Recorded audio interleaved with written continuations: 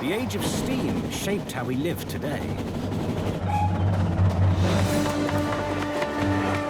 The Victorians laid over 20,000 miles of lines in the biggest engineering project the country has ever seen, connecting our towns with high-speed links, revolutionizing trade and transportation, communication and recreation. It was the greatest transformation in our history. But how did it happen? To find out, historians Ruth Goodman, Alex Langlands, shoveling coal is something I'm going to get very, very familiar with. and Peter Ginn are bringing the railways back to life as they would have been during the golden age of steam. I feel like I'm in a Western. This is very definitely the best steam engine I've ever been on. Oh no! He's gaining on us! Brave new world. They will be helped by armies of enthusiasts who keep the age of steam alive. Oh. On Britain's 500 miles of preserved railway. This is the way to experience train travel, isn't it? It is. They'll follow in the footsteps of the world's finest engineers. These are the men that built Britain's railways. Those who ran it. This is brutal. This is savage industrialism. And those for who life would never be the same again. Internet, pah! It had nothing like the impact of the railways. This is the story of how the railways created modern Britain.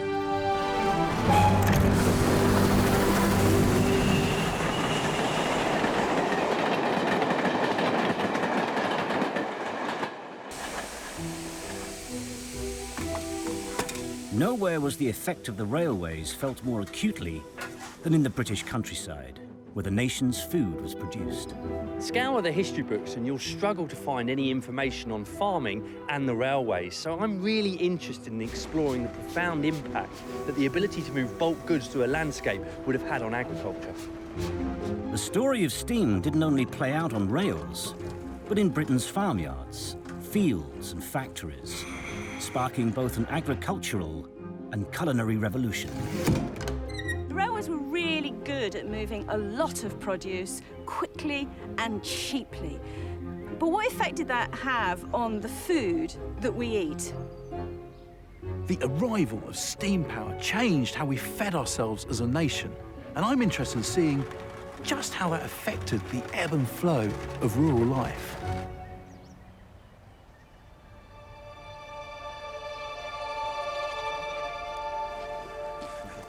This is lovely the way they all move together, isn't it? Yeah. The way they flock together. No, it's nice to be back on a farm, isn't it? It is.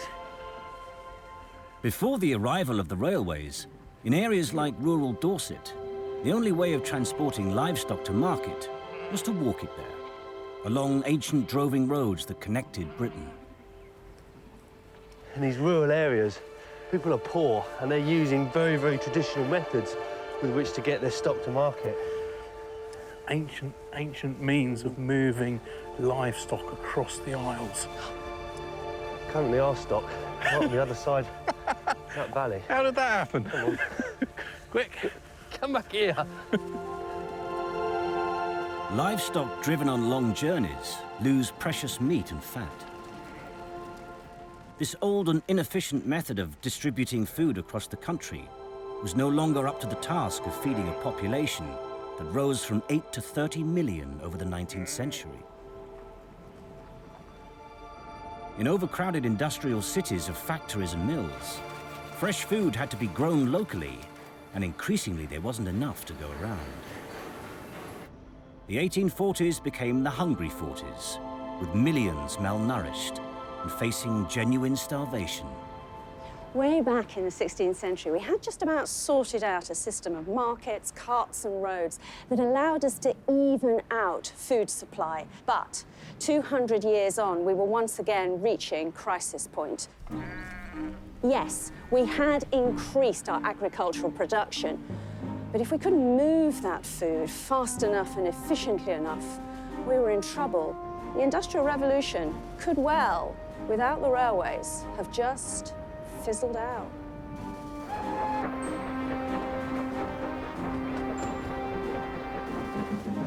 Originally built to transport industrial materials, it was the railway's ability to take fresh produce in bulk from the countryside to the cities that rescued a nation on the brink, transforming the way that Britain fed itself. Sheep no longer had to be driven to market, losing weight and condition on the way. Now they could be taken there in hours rather than days, using the new rail network. So long as they could be loaded safely, that is.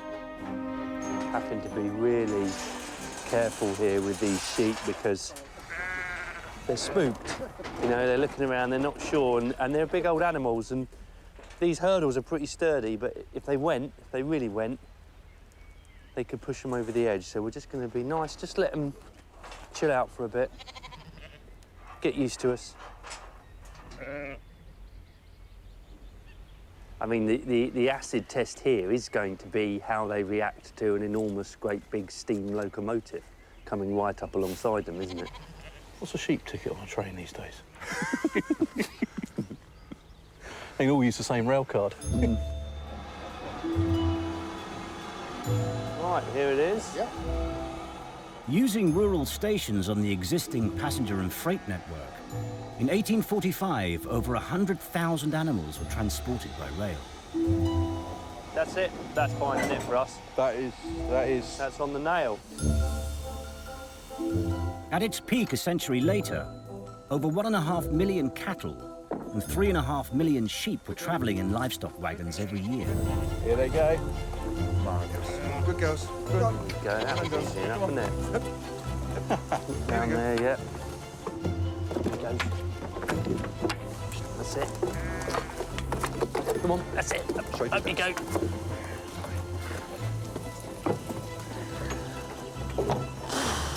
That went too easily.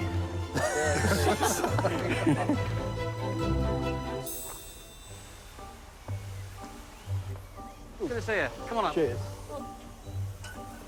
That went extremely well. That went very well, didn't it? Yeah. Large-scale transportation of livestock on trains hasn't been seen since the 1960s, when roads took over from the railways. Oh, We're off. and there we go.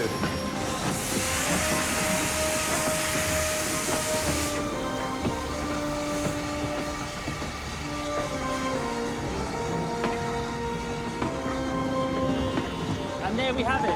Sheep moving by the power of steam for the first time in at least a generation, John. Possibly even several generations. John Martin, a professor of agricultural history at De Montfort University, has come to see this practice, which had such a profound impact on both farmers and consumers. And what must it meant for farmers then in the 19th century to have had access to steam transportation? Well, certainly widen the markets for all types of livestock products. Meat production and distribution was revolutionised by the development of the railway system. It enabled farmers to market their fat stock, enabled urban centres to grow as the result of the way in which meat could now be easily transported into these growing centres. So they want more and more meat. They've got a taste for meat, and the railways can deliver that. The railway certainly delivered it, rising, expanding middle classes in terms of numbers, growing population, and the railways played a key role in enabling sufficient meat to be produced. Meat consumption in Britain tripled over the 19th century. But as much as the railways benefited farmers, for many the physical impact of these iron roads was less welcome. And I look to my left and I look to my right and I see a field there and a field there. But before this railway was here, that was one field. They're left with essentially two farms. Crossing from one field to the other was a perilous task. A collision with a farmer's cart in 1833 is said to have inspired the first locomotive whistle. And drivers like Steve Barker have to give good warning on their approach to unmanned crossings at whistle points along the track. When we go past W, give it a blast. Yeah, OK, W coming up. I can see the W. We've got a bend there. They can't see us, so that gives enough warning that we're there. OK. In 1883, stray livestock on the line, a accounted for collisions with 110 sheep, 59 cows, 40 horses, 4 donkeys, and 1 deer. And you say that depending on the crossing depends on how far ahead you whistle. Yes, so you might have a footpath where people can see in time. Yeah. Obviously, for a pedestrian to walk across doesn't take long. Yeah. But a farmer with a couple of cattle or a trailer of some sort, it takes longer. Yeah. So they need to be able to see further. And if they can't see, that's why you have a whistle board to warn them we're coming. I don't know how our sheep are doing. This is quite a ride for them. Brave you well. This is our destination? And those sheep look perfectly fine, don't they? Yeah, looking excellent. Just another day at the office for them. Yeah. Good job it's not another day at the abattoir.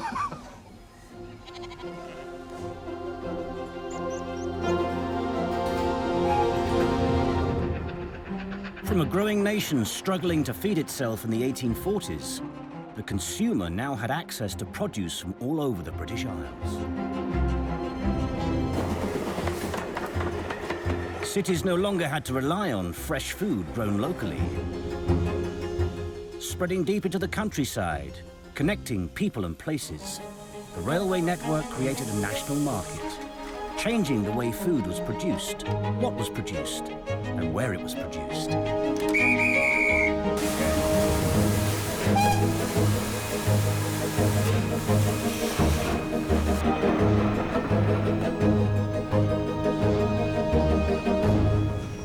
This line was built in order to gain access to a really quite remote part of the countryside. We're in the North York Moors, and because of the nature of the ground, it's very high, the roads really weren't up to much.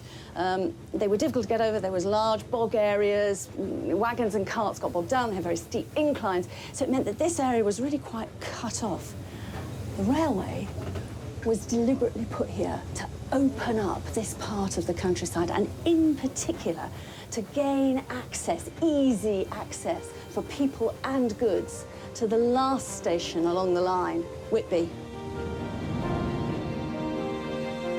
The Whitby and Pickering line revived the fortunes of Whitby, then a declining and isolated whaling port on the North Sea coast, allowing it easy access to the rest of the country.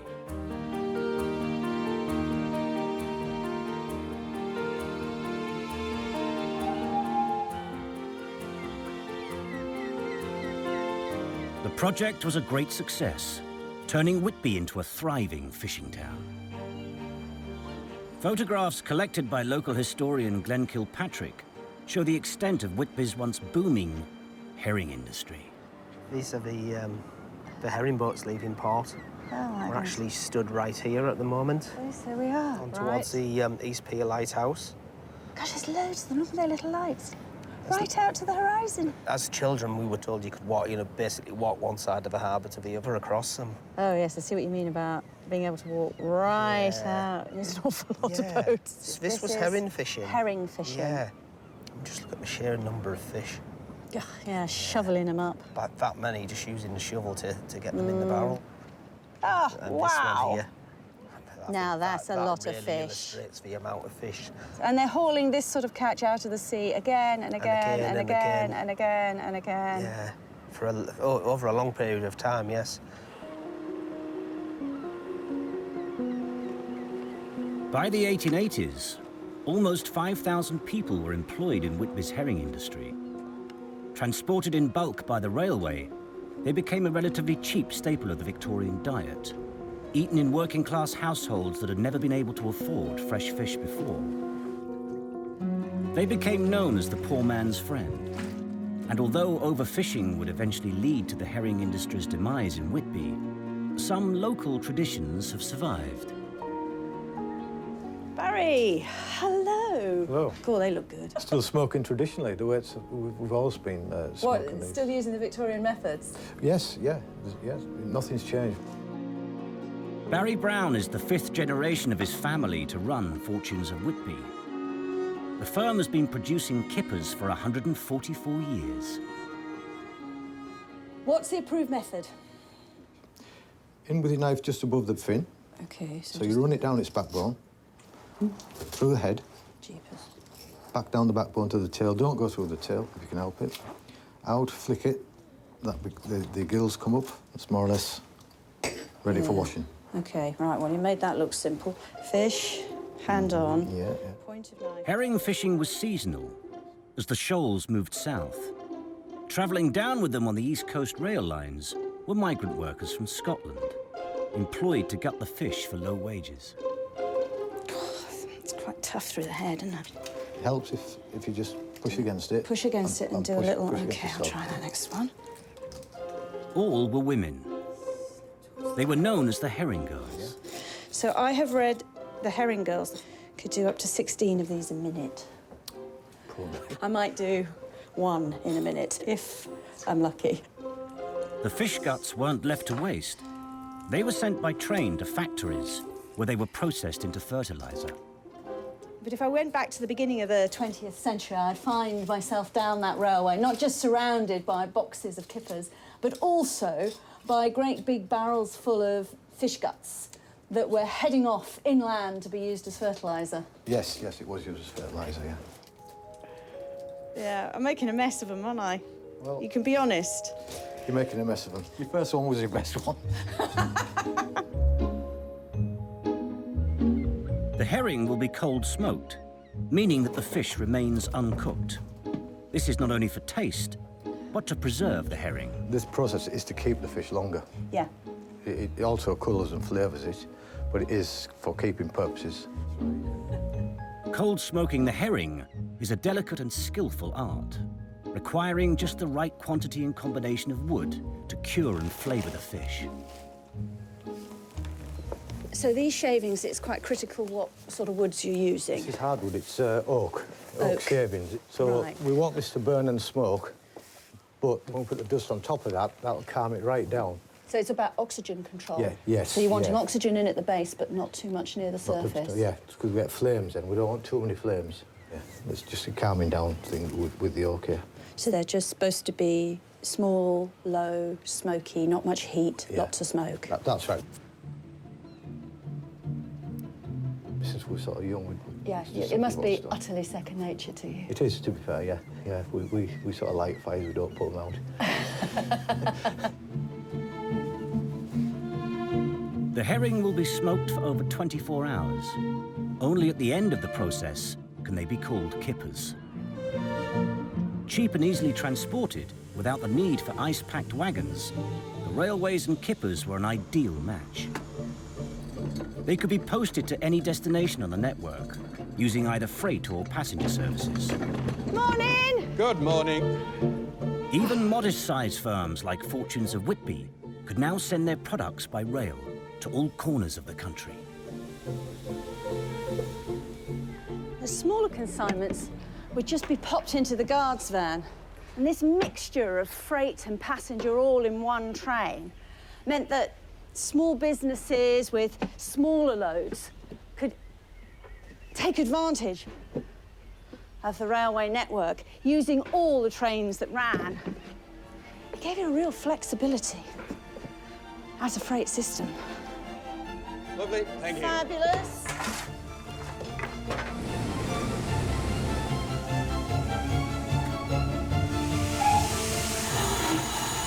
As food on the dinner plates of Victorian households was sourced from further and further afield, the new rail distribution network created greater competition amongst the nation's producers and farmers, both in business and in the show ring.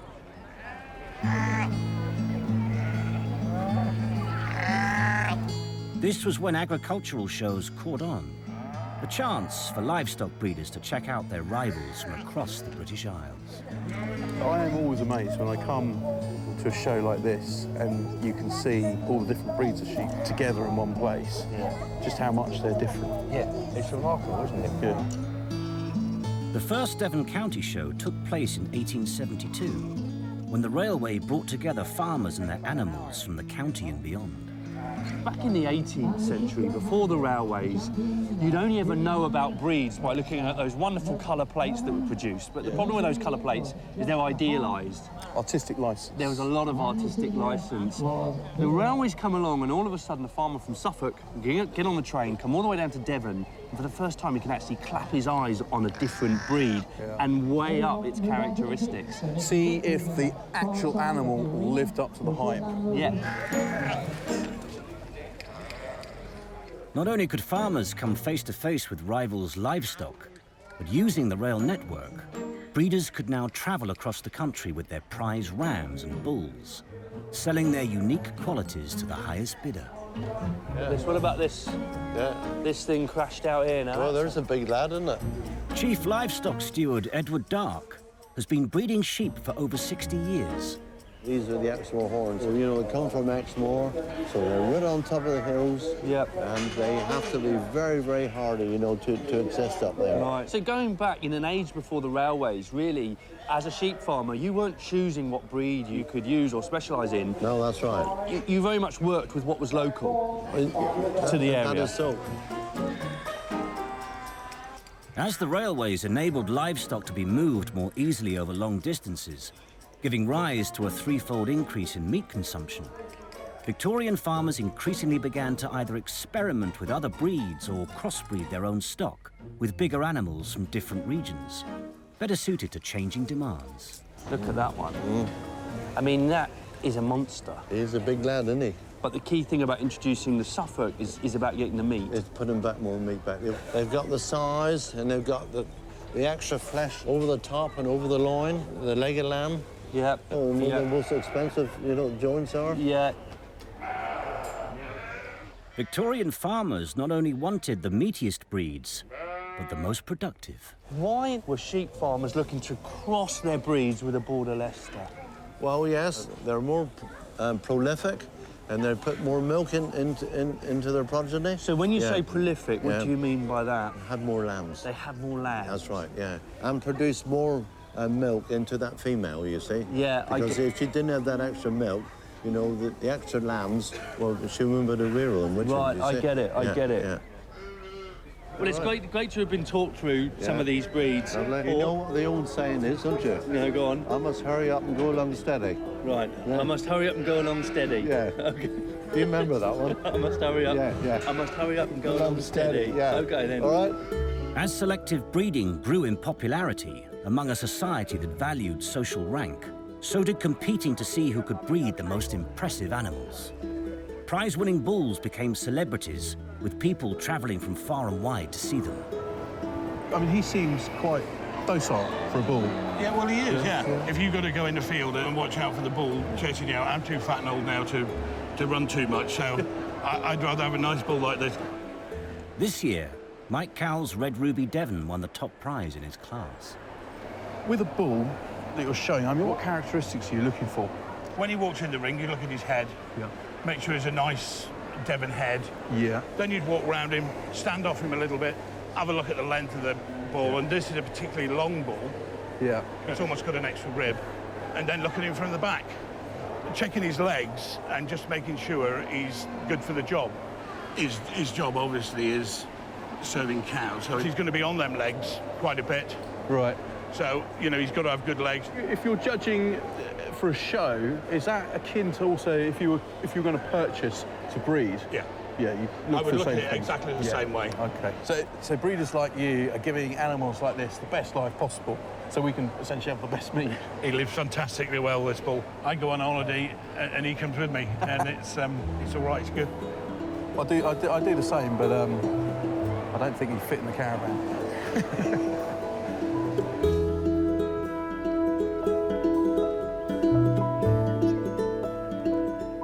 Well, Peter, it's been a great show, hasn't it? It has. And I think it's time for us to hurry up and go along steady. So, did you say cider tin? Well, maybe on the way.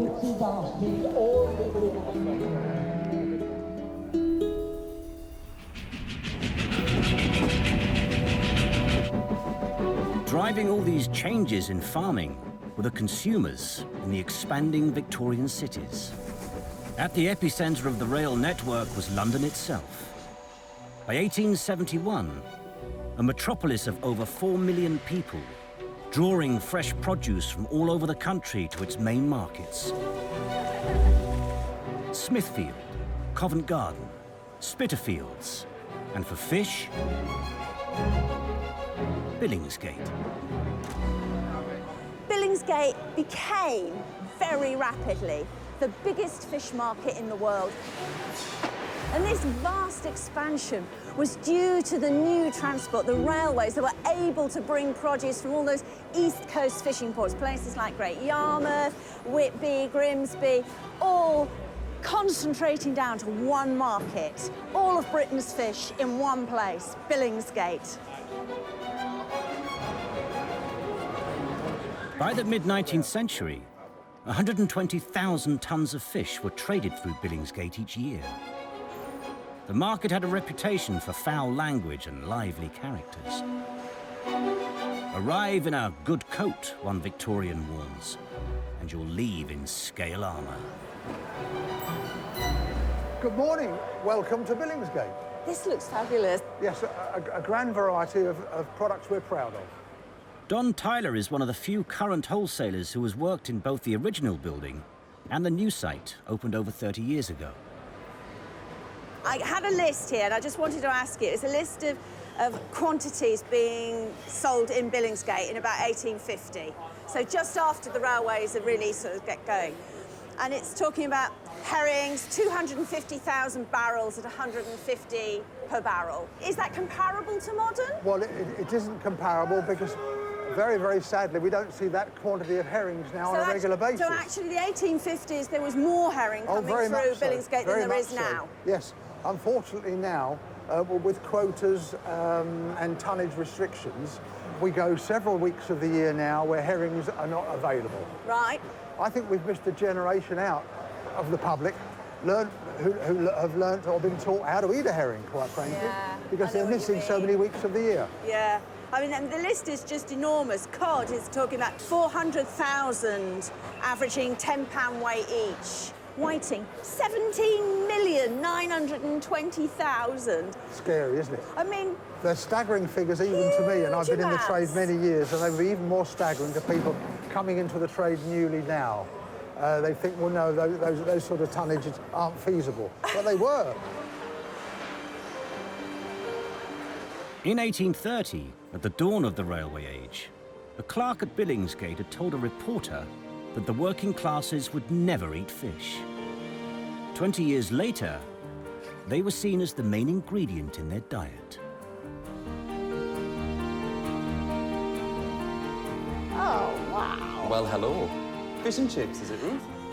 The son of fish and chip shop owners, Daniel Dixon, works at Beamish in County Durham, where they've recreated a coal-fired chippy, as it would have been at the turn of the 20th century, when this institution had become firmly rooted in British life. I mean, it's just like a modern chip shop, isn't it? It's like everything you would expect to see. And it's in miniature, because this sort of thing would have been found in someone's back room on the end of a terrace. Really? Yeah, so and was the that people sort of the street would come with their own bowls and plates to be filled. So really quite makeshift. Oh, yes. Look at the size of this. You could easily fit that in front of your fire breast in your front room. Yeah, you could, actually. This would be quite easy to just install and turn your front room into a little shop. Yeah. We call it a rumbler. It's a potato peeling machine. Demand was so great that selling fish from living rooms was soon replaced by purpose-built chippies that used the latest technology to satisfy the nation's appetite for convenience food. Oh, yes! So this really is about the whole commercial stepping up of production. Because we have customers to be fed. Yeah. And we've got to do it quickly enough to supply that range.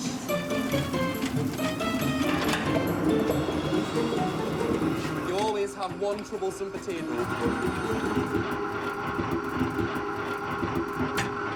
There we are. Shove a potato in and press. Yeah, I'm liking this We need already. to go a lot faster than that, though, Ruth. There are customers to be served. And you don't stop until that bucket is full. Right, okey-doke.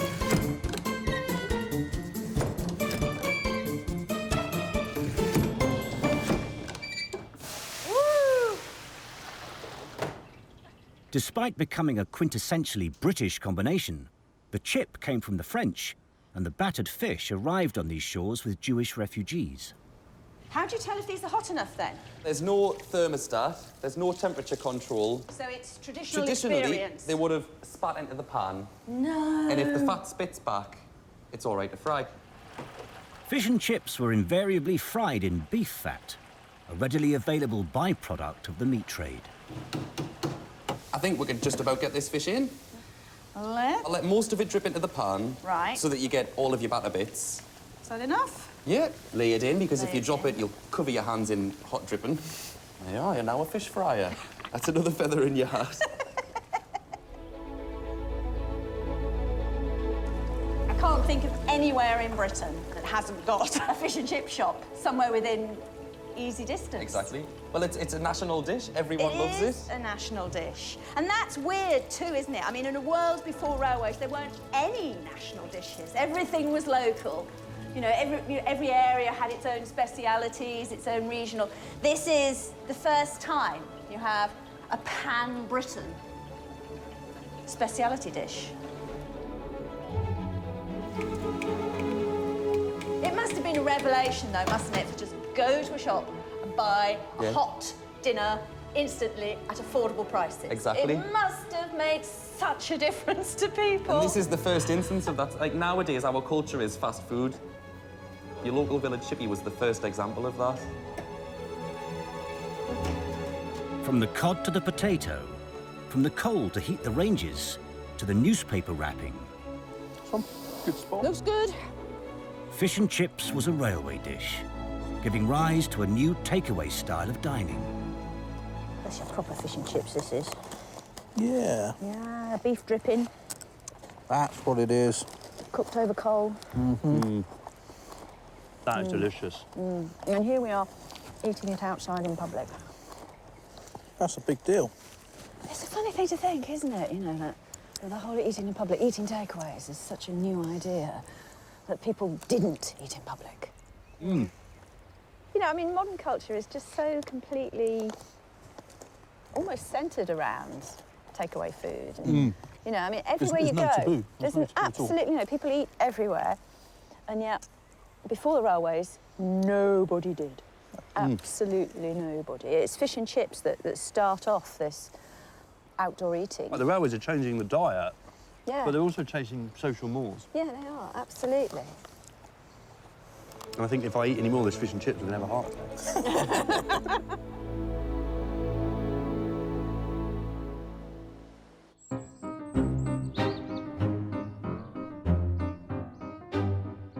Via the railways, people in Victorian Britain were getting used to fresher, better quality and cheaper food in their shops. Seeking to keep pace with the growing demand, the nation's biggest landowners looked for ways to bring their increasingly antiquated farms up to speed with the industrial age. In the 18th century, landowners were investing vast sums of money in brand spanking new buildings like this. The problem was, by the time we got to the middle of the 19th century, these buildings just weren't up to scratch. They weren't designed to meet with the challenges that the railways presented farmers with in the 1850s. Capturing the aspirations of the day, at Holcombe Hall in Norfolk, a model farm was constructed. A purpose-built set of buildings that more closely resembled a Victorian factory than Georgian barns. Here, the aim was to produce more and produce it cheaper by incorporating the latest technology for manufacturing and industry. And this really is the business end of this model farm, a steam engine. And I could just as well be sat on the footplate of a locomotive, although this is a static engine. And this is the thing that effectively changes British farming in the 19th century, because this steam engine, via a flywheel and a drive wheel over there, will be actually powering a drive bar that runs all the way along the back of this farm, and it would power all sorts of tools in workshops in a row. So you'd have a sawmill, saw benches, bellows, plate hammers, effectively a series of craft workshops which are designed to service this farm. A new age powered by steam. Faced with the challenges of increasing productivity, Victorians recognised the potential of steam power to be harnessed on land as well as in workshops. In 1854, the Royal Agricultural Society of England even offered a prize of £500 for anyone who could find an efficient steam substitute for the horse-drawn plough.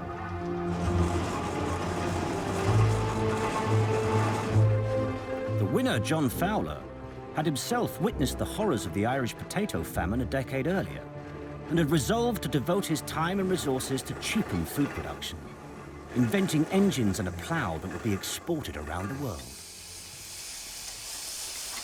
How you getting on then, George? Yeah, not too bad. Good morning, gentlemen. Morning. When I think of steam ploughing, you're sort of tempted to imagine a steam engine actually pulling a plough. But that isn't the case, is it, with these engines? No, not at all, no. What's the setup here? No, so we'll have one engine either end of the field. Yep.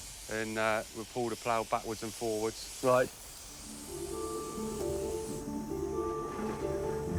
The plough will be pulled on a steel rope between Mark Farwell's two engines. But first, they must be perfectly lined up. How are we doing? Are we broadly parallel, do you think? No, I think we're a bit...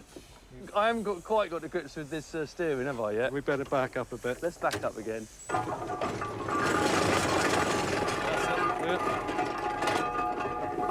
There we go.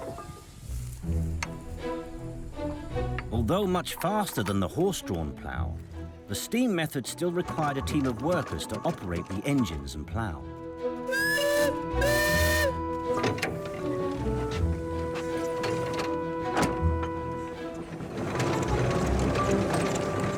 Contractors would work in teams, travelling from farm to farm and paid by the acre.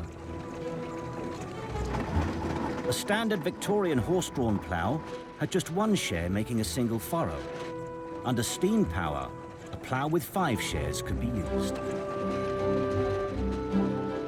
It's just amazing to think of the power in this cable. And in fact, this steam engine isn't using all of its power to pull this plough. If it did use all of its power, it would start actually pulling these two steam engines closer together. That's how powerful it is. And it's amazing for me to see it today, but just cast yourself back to the 1850s and think about a farmer seeing this power for the first time. I mean, the ambitions they must have had for these machines, the ability to plough 20 to 30 acres in a day rather than your standard 1 acre in a day, which you would have done with horses. It's just phenomenal. It must have been a really revolutionary moment in British farming. Ploughmen like George Willey would be judged on their speed and accuracy to produce straight furrows. Right, yeah. I think it's time for you to earn your keep, isn't it? Okay. Really? Let's go for it. Right. Now, if you went holding on to it, try not to put your thumb like that. Right. If we hit a stone, you might break your thumb. So I'm sort of like this? Yeah. So it's not power assisted then? No, no, no. No. I need my thumbs. OK, driver. That's me. Right, up against that. Oh, blimey. That'll be a stone. That's it. Right, there we are. There we are. We're in. Yeah, it's spot on. My word, the power of this thing is absolutely incredible, isn't it? This is great. Oh, a bit more speed now. Got a bit of confidence now, you think? Yeah.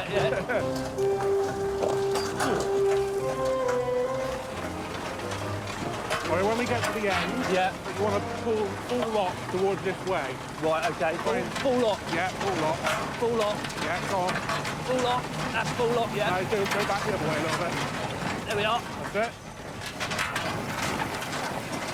And you're ready to go back to back down now. Did you enjoy that? Did you enjoy it? That was good fun. I just want to look back, look at the work. Oh, yeah. My goodness, that's not too bad. It's not too bad, actually. I must admit, I haven't told you something about going back the other way. What's that? The left is right and right is left. So it's reverse steering? It's reverse steering. OK. Don't ask me why. Could have been quite easily rectified, but... They just thought they'd throw that in. Well, you've got to remember, these blokes drunk a lot of cider. Yeah. So, maybe that was something to do with it, I don't know. OK, then. So, I think I'm ready for this. Here we go. Reverse steering.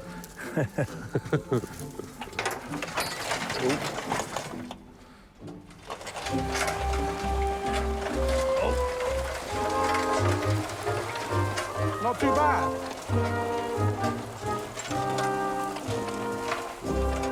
I've never concentrated so hard in all my life, George.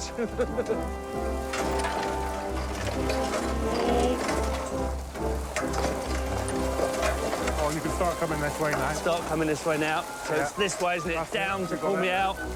Now just go back the other way a little bit. Not bad. Yeah, that isn't bad. You're all right, you're happy with it? Yeah. Because there's a little kink in it. Let's have a look. But not bad at all, really. If you get any kinks in it, all we have to say then is there was a bird's nest. We Yeah. were going round a bird's nest. Oh, that's what you say? Yeah, That's a skylark. Yeah, that's it. So Because obviously we don't want to damage it. Yeah. Because, you know, Yeah. so if we get any kinks, so it's a little bit of a bird's nest up there, I think. I think that's what we'll put it down to. Is that Okay. good? Yeah, I'm happy with that. Keeping up with the supply of food that the railway could now distribute in greater quantities than ever before, steam power provided the answer. In agriculture, increased mechanisation radically altered the way in which we grew cereal crops. And chief amongst those cereal crops was barley, which, as we all know, is the main ingredient in beer. Traditionally, beer had been produced locally by thousands of small independent breweries. Many were put out of business as the railway network paved the way for the emergence of national brewing centres. By embracing the steam revolution, against bigger competition, Britain's oldest brewery, Shepherd Neame, grew and prospered. The brew house was always on this site, drawing water from this source every day since 1573. Wow. Its success and subsequent expansion from a small-town brewery to a major regional player in the southeast owed much to both the arrival of a rail link to London and the Kent coast and the foresight of Jonathan Neame's Victorian ancestors to swap horsepower for steam power. Pretty special, isn't it? This is fantastic. Installed in 1860 to pump water from a natural spring, 3 stories up to the top of the building, the combined efforts of steam on rail and in the brewery had a dramatic impact.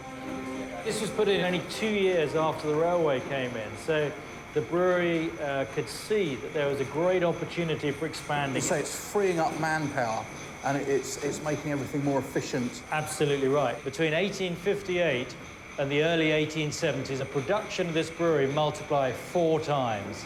By 1900, we had 18 railway depots from Harwich through to Brighton, South London. So we were putting quite a lot of beer on the railways and transporting it around the southeast of England on a sort of distance, an economic distance that we still cover today. Oh, goodness. Beautiful, isn't it? Absolutely remarkable. I think I could watch this for hours. Milling, stirring and pumping. 4 separate engines powered the brewery, mass-producing beer on a scale unimaginable before. The railways were able to transport the beer over long distances, but barrels still had to be moved from breweries to stations and from warehouses to pubs. And once again, steam power provided a faster and more efficient alternative to the horse. Hi, Guy, you all right? We're all loaded? Yeah, I think so. Ready? I'm ready. You're driving. Yep, I'm driving. You're in charge of all things to do with steering. Right, I'm steering, OK.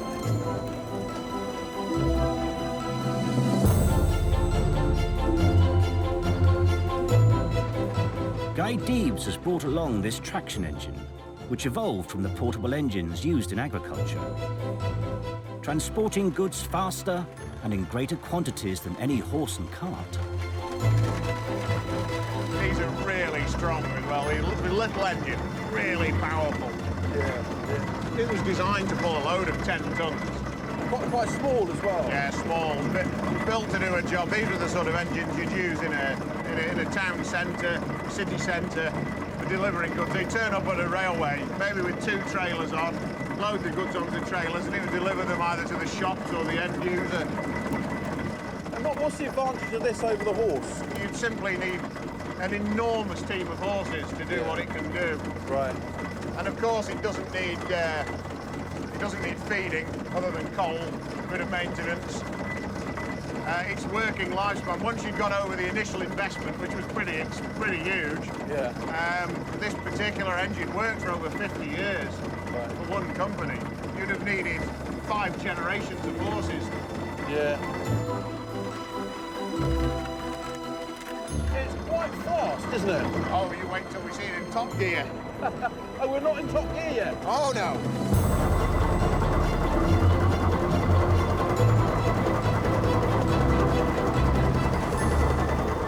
For a short golden period in the middle of the 19th century, steam power had rejuvenated British farming. But by the 1870s, this wonder technology had itself become the farmer's worst enemy.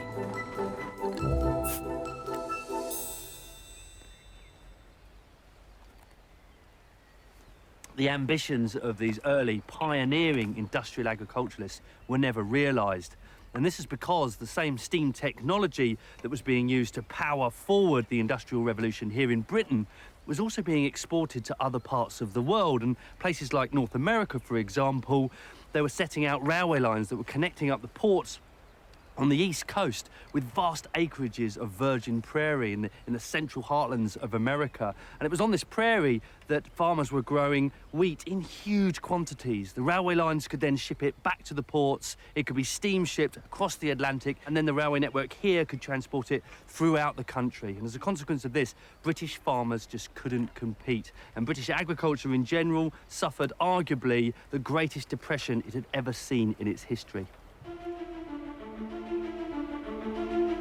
Reacting to the sharp fall in wheat prices, many Victorian farmers moved away from arable farming, either turning to livestock or making best use of the railway network by supplying specialist, perishable produce that their global competitors couldn't provide.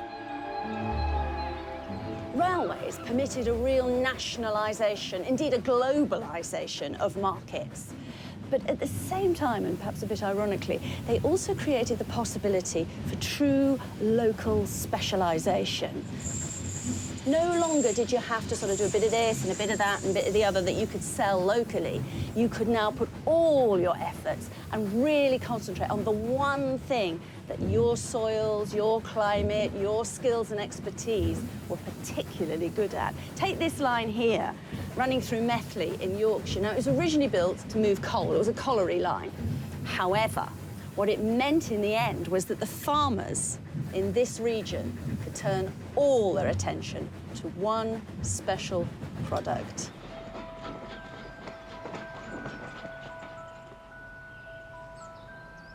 Oh, my goodness. In dark, giant sheds, Yorkshire farmers grew rhubarb. What a strange place. Just a decade before the first railways, a new method of growing rhubarb had been discovered. Shielded from the light in the final stages of growth, rhubarb was found to yield a more flavoursome and succulent crop. And these plants are actually growing in the dark. They are simply growing, looking for light, but they've got all the energy they need in the roots. Janet Oldroyd, whose family has been producing rhubarb since the 1930s, is the latest in a Yorkshire rhubarb dynasty. We know today rhubarb is a vegetable, but we eat it as a fruit. What fruit did they have at home? Yeah, absolutely. In the coldest, darkest moments of the winter. Yeah. So it was perfect. It was a treasure, basically. So this became a major industry for this small area. It did. It became known as the Rhubarb Triangle, and within that triangle, over 200 producers became established. Why did rhubarb growing become concentrated in this little triangle of Yorkshire? The location, the climate was perfect for rhubarb root production. Everywhere else they tried, they couldn't get as early and they couldn't get the yields. With the ideal soil and climate, an ample supply of cheap local coal to heat the sheds, and shoddy, a byproduct of the wool industry, to fertilise the ground, the quality of the Yorkshire crop became renowned. By the late 19th century, 95% of the nation's rhubarb were grown by Yorkshire farmers and distributed from one rail line. So how much rhubarb was being produced? Over 200 tonnes nightly when it was at its peak. 200 tonnes of rhubarb a night? Yeah. Destined for the London markets and then on into Europe. Out of this one small area. So the trains became nicknamed the Rhubarb Express trains because all they carried was carriage after carriage of rhubarb. Entire trains full of rhubarb. A railway industry. Who'd have thought? Rhubarb.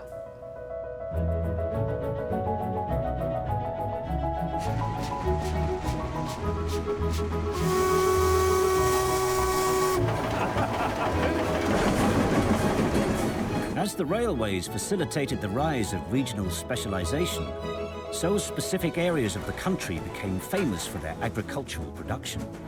Clotted cream from Devon, Scottish Highland beef, Jersey potatoes and Somerset cider all grew in reputation during the steam age. This revolutionised their industries and their economy, but it also changed the landscape as well. But arguably, the most significant development was not here in the countryside, it was in the cities, because access to all of this new produce effectively changed the nation's diet forever.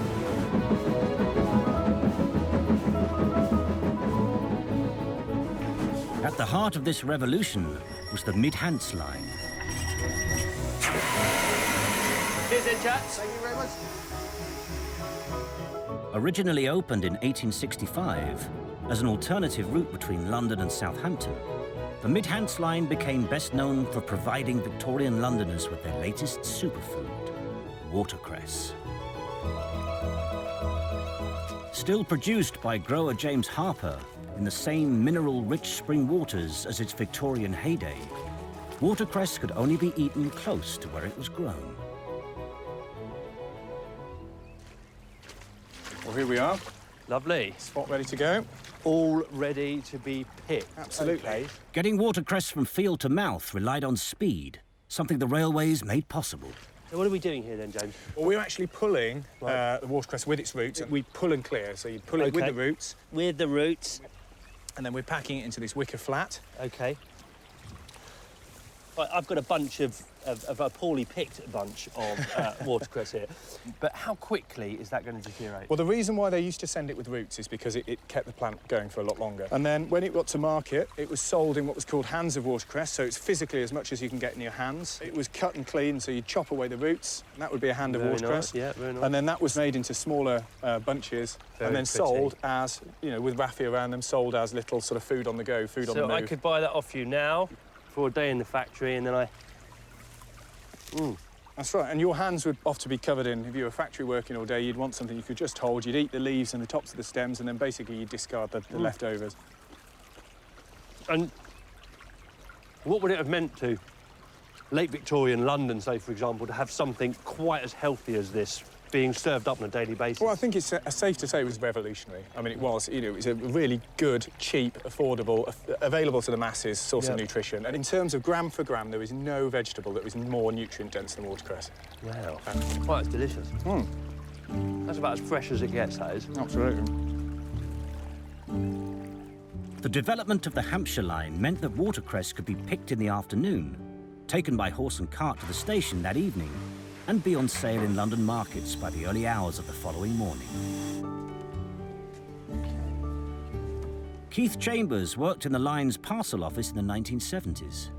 And as a product, how much would it have cost to send punnets like this up to London? Well, it was what was called a perishable rate. Right.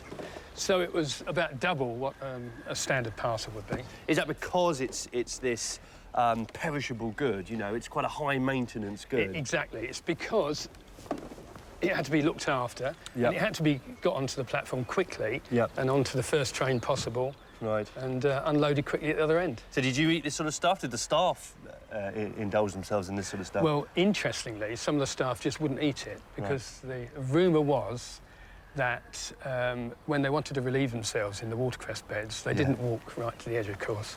OK. You can guess what? OK. Well, I can assure you this has been picked from the cleanest watercress beds that there are in Hampshire. From a world before the railway, when the only fresh food on the dinner plate had to be grown locally. Steady, go on. When livestock still had to be driven to market on foot. By the end of the century, the way Britain fed itself and what people ate had changed beyond recognition.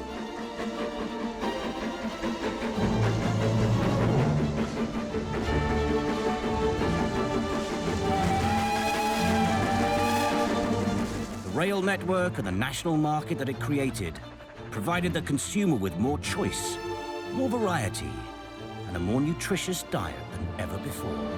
You've got some English lamb here? Yep, all the lamb's English. OK, well, I think I'll have the 2 small ones and a big one for Peter. All this at a time when the population had more than tripled, and most people had moved away from the countryside to live and work in towns and cities. How you doing, all right? Yeah. What have you got there? Asparagus. Straw bangers. We trusted you to get the strawberries. Yeah, what do you get then? I've got some lamb chops. Lamb chop, strawberries, classic combination.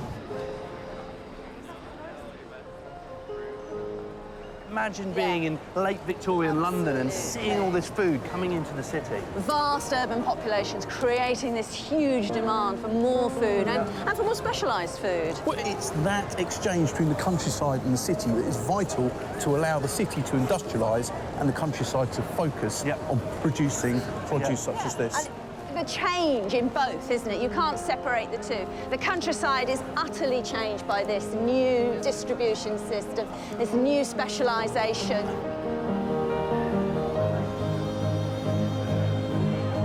I love the fact that this is a market built in the arches of not 1, not 2, but 3 railways. Oh, over here.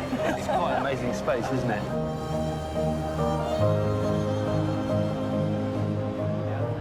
I'll tell you what, look, spice, that's the one thing we don't have for our wonderful lamb, asparagus, and what is rapidly turning into strawberry jam meal. OK. OK, Jersey potatoes as well. OK, 2 things. Nice. But maybe a bottle of cider as well. That's 3 things we don't have. Okay, 3 things.